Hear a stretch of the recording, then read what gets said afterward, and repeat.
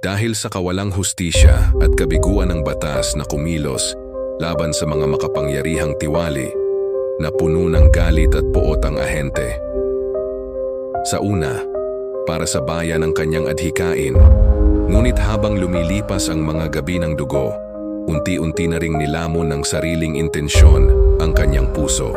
Dahil sa kanyang mga ginawa, binansagan siya ng mga tao bilang shadowman, ang aninong gumagawa ng hustisya sa paraang ayaw o hindi kayang gawin ng gobyerno. Isa-isa niyang pinupuntirya ang mga abusado sa kapangyarihan, mga senador, opisyal at negosyanteng ginagamit ang pera ng bayan para sa pansariling interes.